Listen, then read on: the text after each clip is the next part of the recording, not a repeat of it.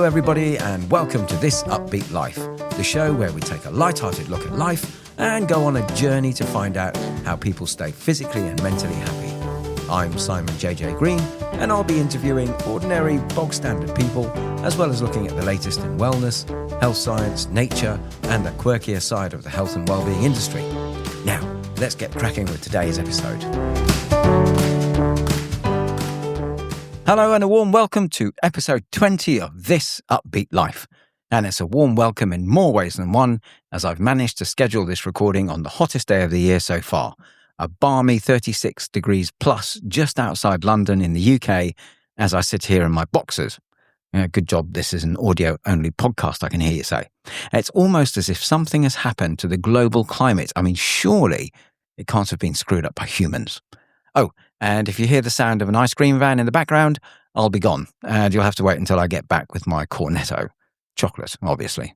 So, just before I kick off, I had to get a World Cup football reference in there. I wanted to do a shout out to the masses of subscribers on my YouTube channel, all 7 of them. If I have subscribers on any other platforms, I don't know how to find out. Anyway, hello to Matt at the Connaught Club, to Alicia, Zine, and to Dave and his family. And a sincere thank you to all the listeners who take the time to tune in. If I have missed your name out, just leave me a voice note and I'll feature it in an upcoming show. And I'll tell you how you can leave a message at the end of the episode. Right, let's get cracking with today's show.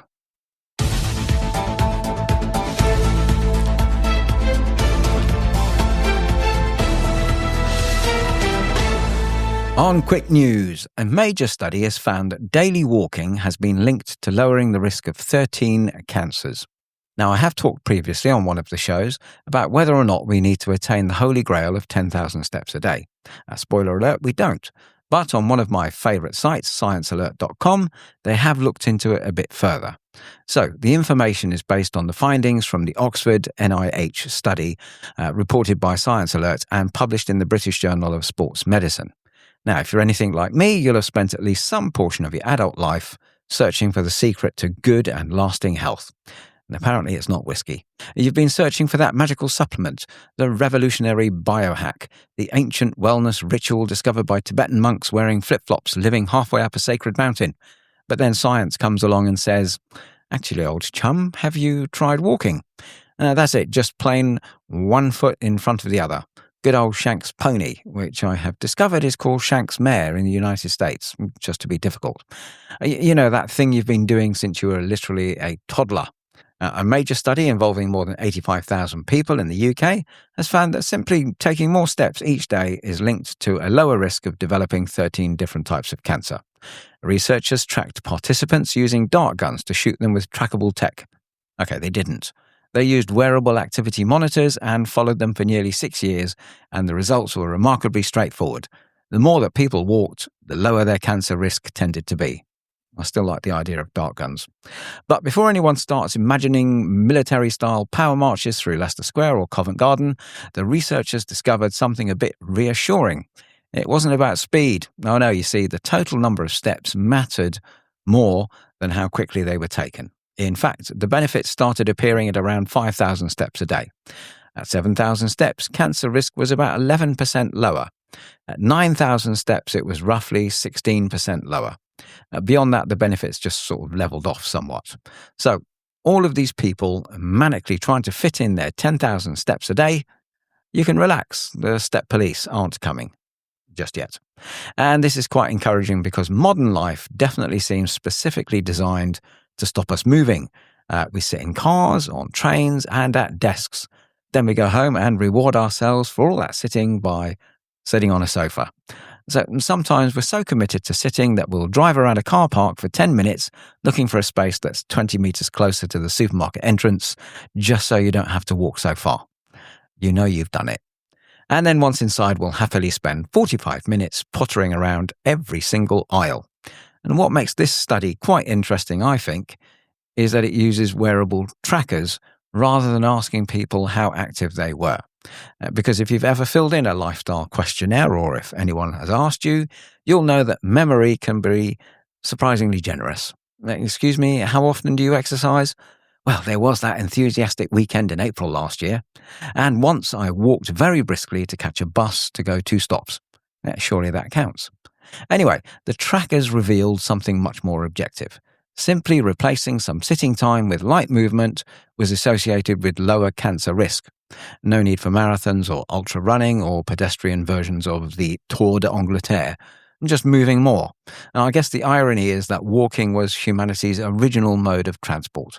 For thousands of years, if you wanted to get somewhere, you got off your butt and you walked. There was no choice. In fact, things have gotten to the stage where people have little things on their wrists that vibrate and tell them to get off their backside and walk the dogs. Oh, okay, that's just me. Personally, I blame the invention of the wheel. Now, one of the nicest aspects of walking, though, is that it does sneak exercise into your life. A stroll during lunch, taking the stairs, walking while on the phone, parking slightly further away. These tiny changes all do add up. And to me, what studies like this show is that health improvements, like simply walking, don't always come from dramatic transformations. Sometimes they just come from small, boring, unglamorous habits repeated consistently, and as an added bonus, it is considerably cheaper.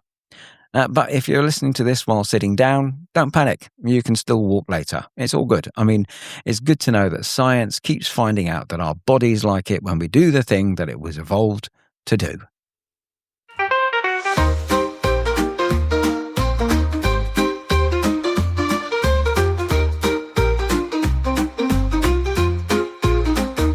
And on the real deal, forest schools and the astounding benefits on child development. You can picture the scene. There's a group of children are gathered around a campfire in a woodland clearing.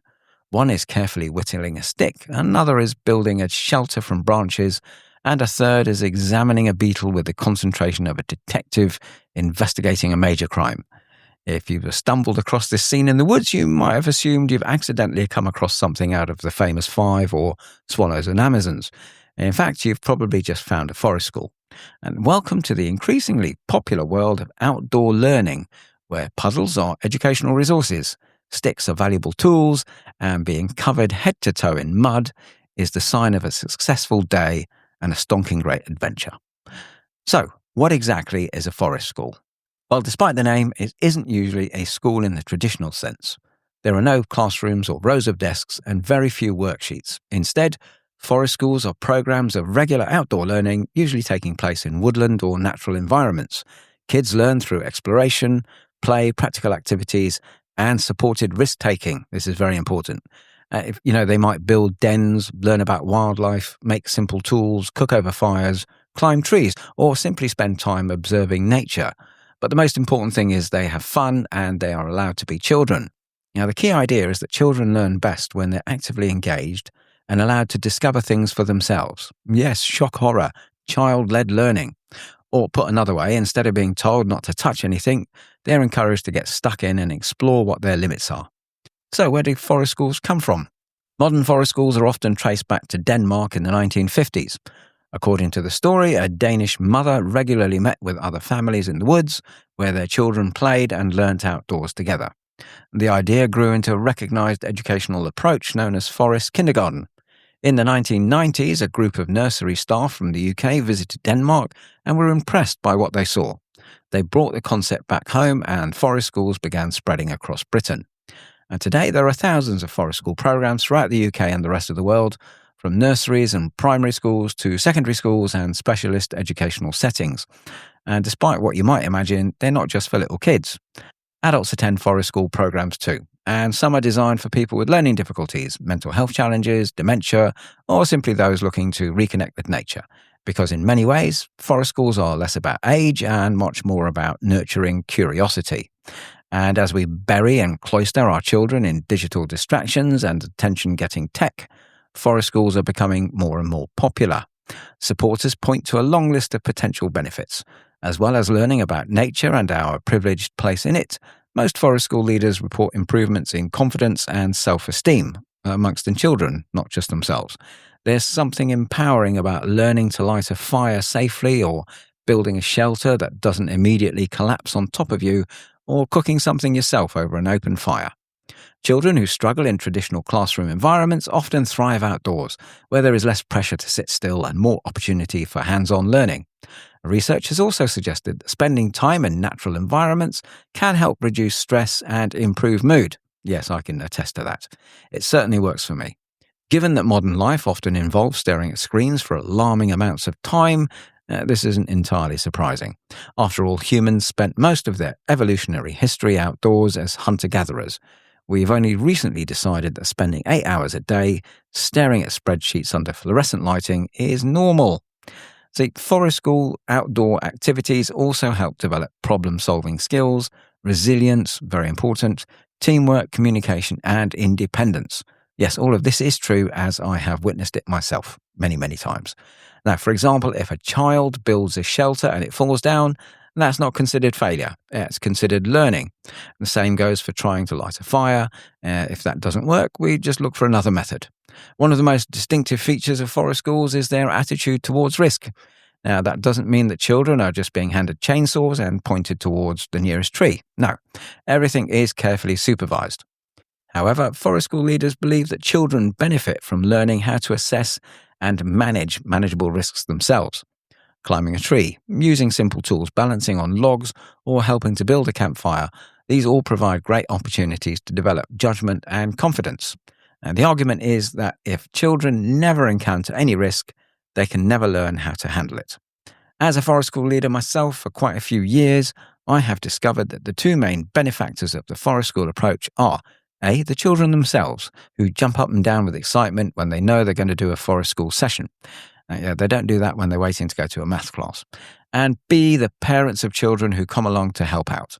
They discover their inner child and become enablers for their own children as they discover the wonders of nature and learn some new skills themselves to boot. But of course, not everyone's convinced. Like any educational movement, forest schools have their critics. Some question whether the benefits are sometimes overstated. They're not. While there is a growing evidence supporting outdoor learning, researchers often point out that the more long-term studies are needed to fully understand the impact. To me, it's obvious that these people don't have kids and have never been in a forest. There are also practical concerns. British weather for one. Though, as we are fond of saying in forest schools, there's no such thing as the wrong weather, just the wrong clothing. Though to be honest, and being British, we'd say that in a hurricane. But there's no denying that the popularity of forest schools continues to grow, perhaps because they tap into something that many people feel is missing from modern life. For the little munchkins to be allowed to get their hands dirty without immediately reaching for antibacterial wipes and a hazmat suit. I'm always bemused myself and stunned into silence, which is not a good look for a podcaster, I know, by the number of children who tell me they're not allowed to play outside in case they get dirty. So, whether you're 5 years old or 55, playing with sticks and in the mud is a tradition worth preserving. And just for good measure, I asked the amazing people of Reddit and Threads if their kids used forest schools and if it had made any impact on their child. And I'll read out just a few. Twinkle Dots says, our primary school is a beach and eco school, and we have outdoor provision, which is like forest school for the kids. Even the big kids, which are year 6, love being outdoors and will happily dig or whittle, or build dens, toast marshmallows, even though they are too cool for school, especially at this time in the school year. It's definitely a huge thing for the kids and their well-being. And then Destria says, we do a stay and play type forest school once a week with my 2-year-old. He absolutely loves it and gets so much out of it, like he's learnt the names of trees and flowers. He understands how to saw wood, and he's been learning fire safety, etc. And then Dairy Farmer Fighter. My little one went to a forest school preschool and we all adored it. They went every day to play with nature and go for walks. They have a large kitchen garden now, so the kids. And then we have Dairy Farmer Fighter. My little one went to a forest school preschool and we all adored it. They went every day to play with nature and go for walks. They have a large kitchen garden now, so the kids grow their own veg. And then Accomplished Rice 7427, my oldest son and I attended forest school every Friday morning from when he was 18 months until he went to school. Some of our absolute best memories are things that we did there. Campfire cooking, learning to use tools, learning about the plants and animals. In my opinion, there is no one who wouldn't benefit from it. And then Don't Catch the Pigeon says, My eldest loved going and would still go today if there was one for his age that ran outside of school times and didn't require a second mortgage to attend. My youngest enjoyed it as long as it was dry and he was in the right mood, but that's sensory issues rather than forest school. They both love tablet time and will vegetate for hours if given the choice, but they rarely talk about the games and the plays or the shows that they watch with anywhere near the same enthusiasm as the days we spend wandering about woodland. So as a forest school leader myself, I would just like to point out that being in the woods is free of charge, by the way. Being in the woods with someone who knows what they're doing, with kids, yes, there might be a small cost attached. And finally, on the topic of forest schools, that is just awesome. Horny Cabbages says, now see, I don't make these usernames up. Our autistic son attends forest schools 1 to 2 days a week. It literally changed his life. Regular school made him incredibly unwell. So there you have it. Forest schools for the win.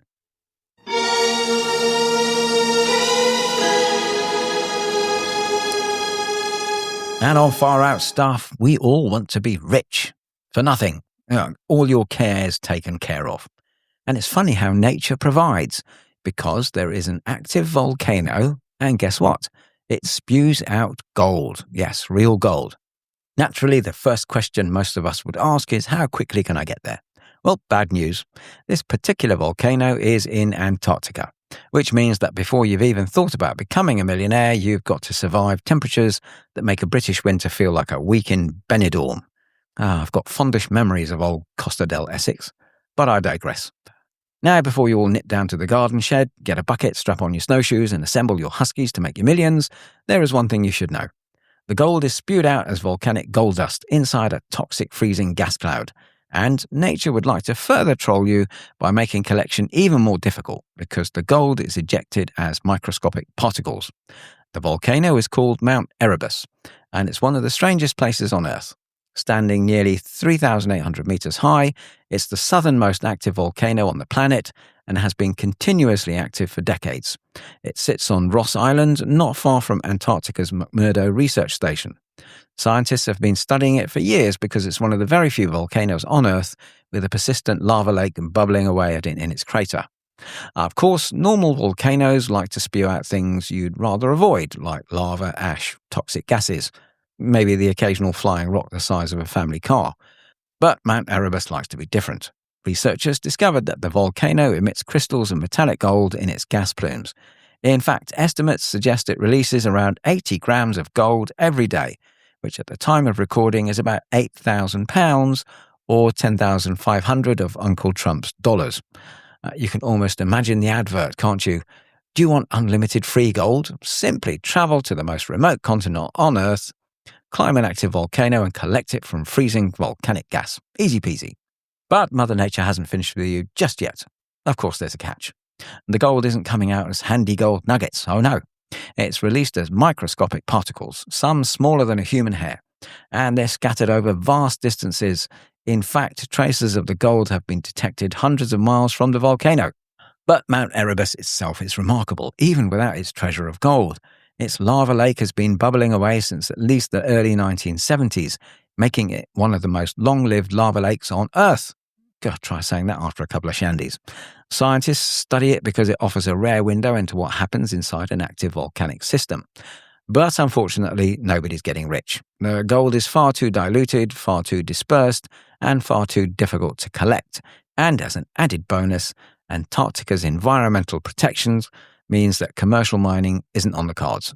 And honestly, if a volcano wants to shower Antarctica with gold dust while surrounded by penguins, glaciers, and temperatures capable of freezing your eyebrows together, perhaps it's earned that right. Besides, not every volcano can say it's sitting on a fortune and still be impossible to cash in. As always, you lovely people, if you've enjoyed today's episode, or in fact any of the other shows, I would appreciate it if you could like, subscribe, and share. Also, new to the show, I have something called SpeakPipe, which allows you to leave voice notes. If you have something you would like to share, you can leave a message by following a link in the show notes, and I'll play it in one of the upcoming shows. Until then, ladies and gentlemen, boys and girls, I bid you adieu. And that's it for today. Thanks for listening, everybody. As always, I'd appreciate it if you could like, follow, and subscribe to my show, This Upbeat Life, so I know I'm on the right track. And even better, leave a review and share it with your friends. Until next time, remember, happiness is the best medicine. Cheerio.